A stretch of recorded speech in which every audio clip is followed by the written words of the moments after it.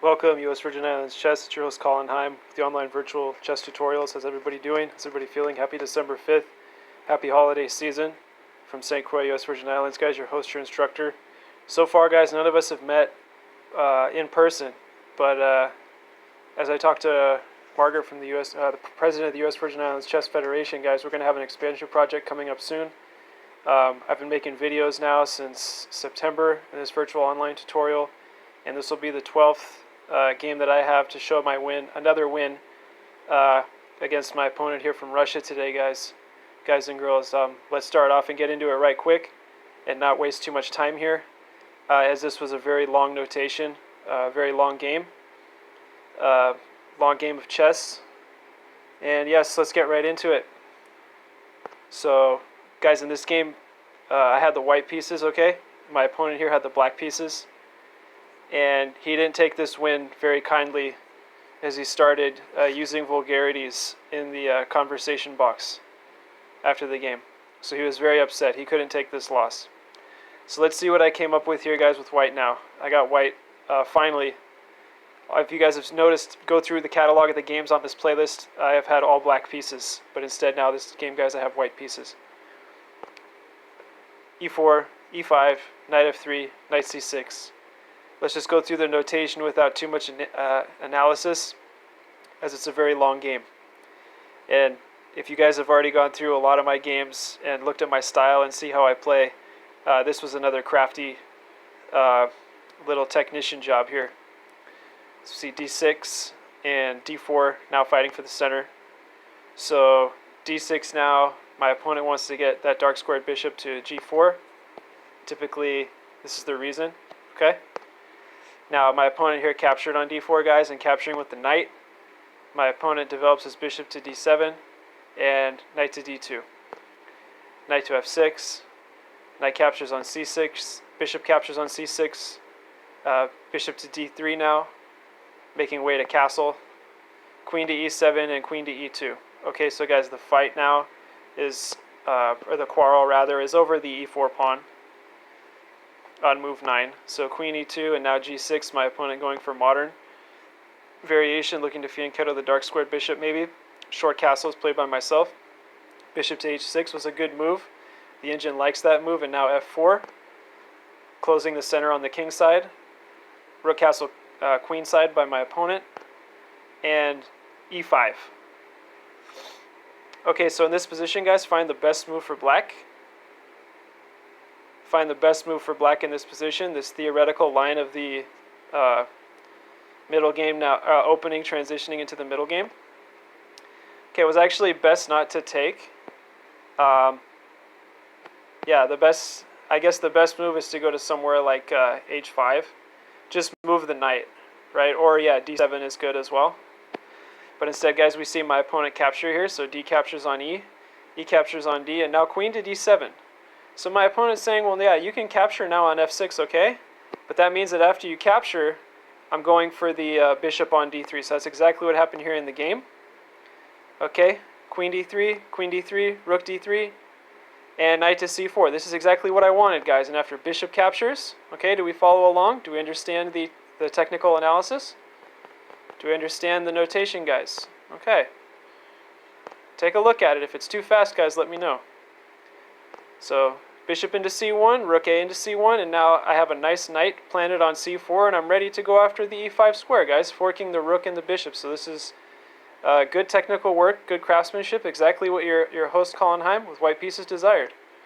So rook to E8 now. You guys, you got to make the game of chess work for you. Chess isn't gonna, the pieces aren't gonna move themselves. You have to put the pieces on good squares. You have to have good depth. You have to have 3-4 moves ahead. You have to have all this planned out. In some cases, most grandmasters have games already figured out in their head after move 1 and 2. So in this position, guys, rook to E8 and sliding my rook over. Now forcing an exchange. Rook captures, rook captures. Okay, do we see that? Rook into E1. B5 now attacking my white horse. Horsey's getting over to E5 now, attacking. That was the square I told you guys I wanted, right? Now attacking the rook and the bishop. Bishop drops back to D6. Knight into F7 now, attacking the rook. Rook captures on F6. Knight goes back to E5 square originally. and now skewering the knight here to the rook, and that was not what was played. Instead, king to f2 was played, and now after bishop drops back to b7 as the bishop was under attack. So guys, in this position, obviously this is no good. All right. So instead, that's why we see bishop dropping back to b7, and after knight f7 now, reaffirming. Perhaps it wasn't best to take here, and now king recaptures on e1, and this also concedes the g2 pawn. So black is now up a pawn. Let's continue. King to f2, bishop to e4, king to e3. Now it's a very complicated endgame here. Everyone here should just pay attention and watch the virtual notation as it appears on the board in 5D. Here we go. So king to f4, king to d7. Now my opponent deploying his king into the battlefield. King to g5, king to e6, knight d8 check, king e5, knight c6 check, king e4, and knight a7. Knight captures on a7, okay guys? Now black is going to, with bishop to d7, arrest my knight. So now my knight is under arrest. It's going to have nowhere to go. I'm going to lose the knight here. h4, king d5, b3. b3 should be the winning move here, and if you guys don't understand that, well, you will shortly, as I grant you the ability of revealing this analysis for you in this notation. It's your host, guys, Colin Heim, brought to you with U.S. Virgin Islands Chess at home and abroad. Yes, here we go. So now the king is now forcing this horse to go somewhere. The horse goes to b5, bishop captures on b5, and king captures on h7. So we see that, guys. Bishop captures, king captures h7. Okay, good. Good job, guys. Hang in there. Bishop to d3 now, king to g7, king to c5, king to f6, king to d5, and king to g5, king to e5. Okay, so now my opponent wants to go for my back rank pawns here. And after this position, we see now king g4 played by myself, king e4, and h5. G captures h, and now king captures h. So black has nothing on the king side now, guys. Just a bishop and a pawn versus 3 connected pass pawns. They will be pass pawns here for white. Okay, so king to e3 now, my opponent trying to infiltrate my back rank to take all my pieces. c4 is the best move. c6, now my king is moving over to alleviate the pressure. Bishop f1. Bishop f1 is not winning here. King to e5.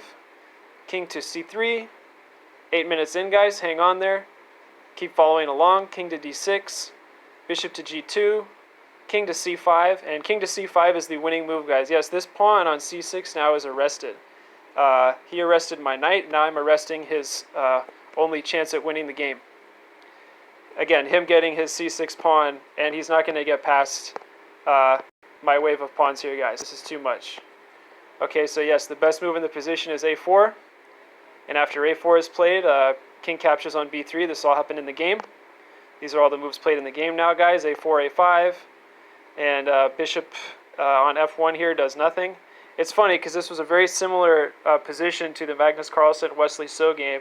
And it was just reversed colors. And bishop f1 ended up winning Wesley So the game with white, and now bishop f1 is actually losing the game here from my opponent with black pieces. So today was a lovely day, guys.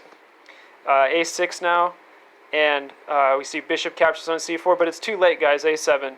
And it was in this position that my opponent started saying some very, very vulgar things to his opponent online, which was very unwise. And okay, so we see bishop to d5, as we guys mentioned, it's too late. a8 equals queen. And I encourage you guys to stop the video, stop the lesson now. We're almost 10 minutes in, finally. We got through this game nice and quick, but it was 67 moves total. Thank you guys for hanging on there, participating again with your host instructor, Colin Heim, U.S. Virgin Islands Chess again. Well done, guys. You made it this far. If you were able to keep your attention span the whole time to get through this, congratulations. So now, if you guys have a board at home, please set this up and just find out how to mate black here. And if you want the answer, here it is. King d2. Here are all the best moves, by the way, to defend. And the queen has just too much power. she just covers too many squares and she has too much authority and she's way quicker than the king, right? So right guys, king f5, queen e5, king g6, king e3. Now king is coming to f4 and there's a few moves left here, king f8. Now guys, you need to bring your king in here, yes, in order to get the opponent's king trapped. Okay, so here comes the trap, queen d7 check, and king to f6, and now this will be the end of the game shortly. My opponent ran out of time here and gave up, but yes, perhaps the only good move in the position maybe is this, and after check here, that's going to be it very shortly.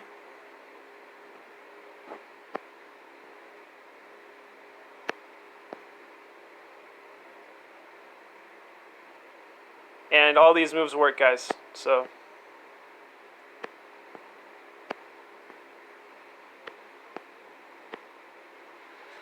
okay, guys, you guys got through it. Congratulations. That was very long-winded. In chess, in order to play at high levels, guys, and win games, we have to be able to endure more than 50 moves in some cases, and that was what happened today. Thank you guys for watching, participating, listening, focusing. This was a king's pawn opening, and again, guys, I played this with white pieces, and thank you guys for your virtual analysis. Your host is signing off now with another video coming up shortly. Thank you guys. Take care. Bye-bye for now.